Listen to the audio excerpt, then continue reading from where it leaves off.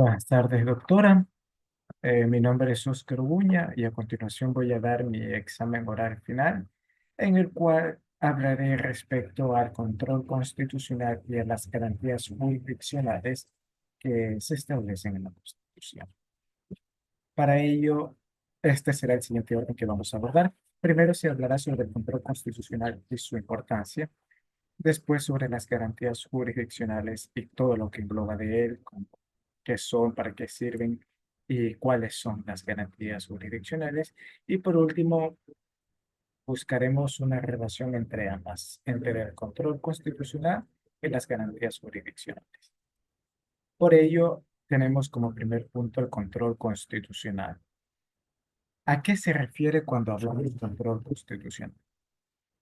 Tal como lo tenemos en nuestra diapositiva, este control se basa en aquellos mecanismos y o procedimientos en los cuales se trata de verificar que las leyes, actos o cualquier disposición que se genere sea conforme a lo estipulado por la Constitución. En otras palabras, su objetivo principal se trata en evitar de que se promulguen normas o que se adopten leyes o actos que sean contradictorios a la Constitución. Y para generar este control, se tienen dos disposiciones, el control preventivo y el control reactivo. En el control preventivo tenemos, tal como la palabra lo dice, cuando una ley o una reforma está por aprobarse, debe ser revisada previamente para asegurar que dicha ley no contravenga a la Constitución. Y por ello, la Corte Constitucional eh, es aquel órgano y genera un rol sumamente importante, ya que la Corte Constitucional pues será el encargado de revisar si dicha ley es o no es contradictoria a la Constitución. Posteriormente, y si ya la ley se ha generado, la reforma constitucional pues se ha realizado, existe un control reactivo. Este control se ejerce especialmente cuando ya ha sido promulgada una norma o una ley y alguien cuestiona su validez constitucional. Aquí la Corte Constitucional retoma su rol importante y primordial, puesto que esta Corte Constitucional también buscará y analizará si efectivamente esta norma se ajusta o no a los preceptos dispuestos en la Constitución. Y en caso de no hacerlo, pues la Corte Constitucional está en todo su deber y obligación de declarar esa norma o esa ley como inconstitucional. Por consiguiente, hablaremos ahora bien de las garantías jurisdiccionales. Estas garantías jurisdiccionales las encontramos en la Constitución en el artículo 86 en adelante. Estas garantías se basan y son específicamente mecanismos judiciales en las cuales confieren a nosotros, los ciudadanos, para poder presentar acciones constitucionales para cuando existan actos o omisiones que vulneren nuestros derechos estipulados en la Constitución. Estas garantías jurisdiccionales son las que tenemos en las pantallas. Son estipuladas y fueron creadas conforme a lo que estipula la Constitución. Sin embargo, la Corte Constitucional también establece y ha creado tres garantías jurisdiccionales eh, como añadidura. Por ello, tenemos como las medidas, como las garantías jurisdiccionales que ha creado, que están dispuestas en la Constitución, las medidas cautelares, la acción de protección, acción de habeas corpus, acción de la información, acción de acceso a la información pública, y las garantías jurisdiccionales dispuestas por la Corte Constitucional, la acción de habeas data, la acción por incumplimiento y la acción extraordinaria de protección. A continuación, hablaré respecto a cada una de ellas mediante un ejemplo. Tenemos como medidas cautelares, estas están dispuestas en el artículo 87 de la Constitución, en la cual busca crear una protección de derecho con el objetivo de evitar o de hacer cesar la violación o amenaza de la violación de un derecho. Por ejemplo, se puede generar un embargo preventivo para garantizar el pago de una deuda o inclusive en medidas cautelares penales se puede dictar presión preventiva para así evitar que, pues en este caso, la persona culposa de algo, pues no se encuentre en libertad.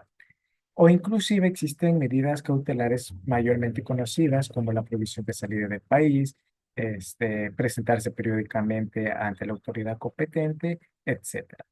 La acción de protección. La acción de protección está dispuesta en el artículo 88 de la Constitución y en él se basa y específicamente dice que tendrá por objeto el amparo directo y eficaz de los derechos reconocidos en la Constitución y podrá interponerse cuando exista una vulneración de derechos constitucionales por actos u omisiones de cualquier autoridad pública no judicial.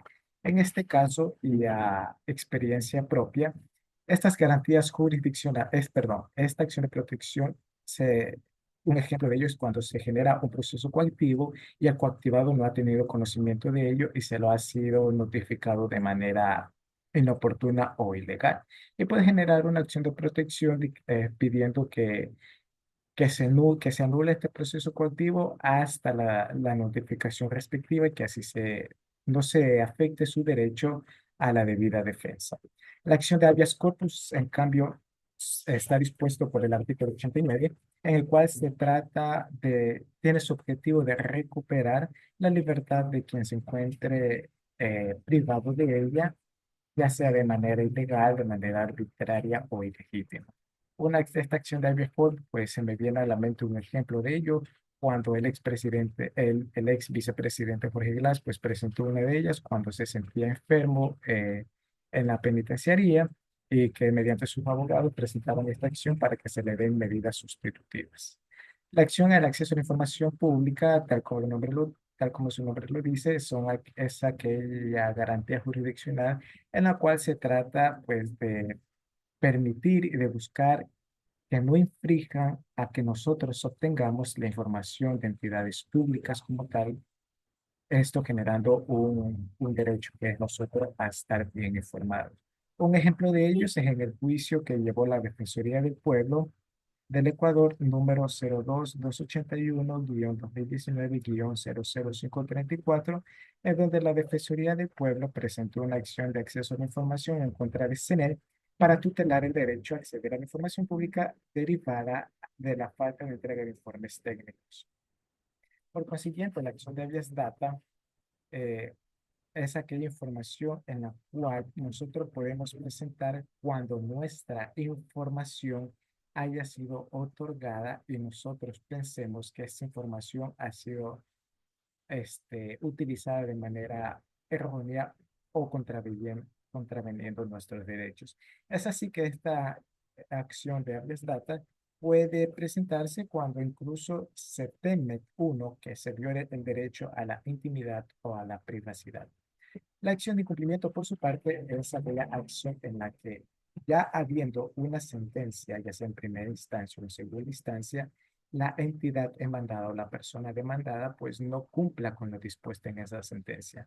Ahí podemos presentar esta acción de incumplimiento ante la Corte Constitucional para que haga valer nuestros derechos y haga que se cumpla lo dispuesto ya en sentencia. Y por último, la acción extraordinaria de protección es aquella que a pesar de ya haber sentencia en primera o en segunda instancia y que se entienda que en esta sentencia sígase vulnerando los derechos constitucionales que nosotros tenemos, esta acción extraordinaria de protección se puede presentar ante la Corte Constitucional para solicitar que se declare nula las sentencias anteriores y así se genere y se reactiven los derechos constitucionales que se nos fueron afectados. Ahora bien, dicho esto, ¿qué relación existe entre el control constitucional y las garantías jurisdiccionales? ¿Existe una relación? Pues por supuesto que sí. Tal como se ha evidenciado, el control constitucional es aquel control que se basa en lo que la Constitución dice. Y por otra parte, organismos judiciales en la que nos ayudan a nosotros a que nuestros derechos estipulados son cumplidos en su totalidad. Es que ambas permiten que sea un sistema integral de protección de nuestros derechos constitucionales de tal modo que no solo se previene de promulgación de normas contrarias a la Constitución, sino que también se actúa de manera inmediata y de manera efectiva cuando se haya vulnerado nuestros derechos.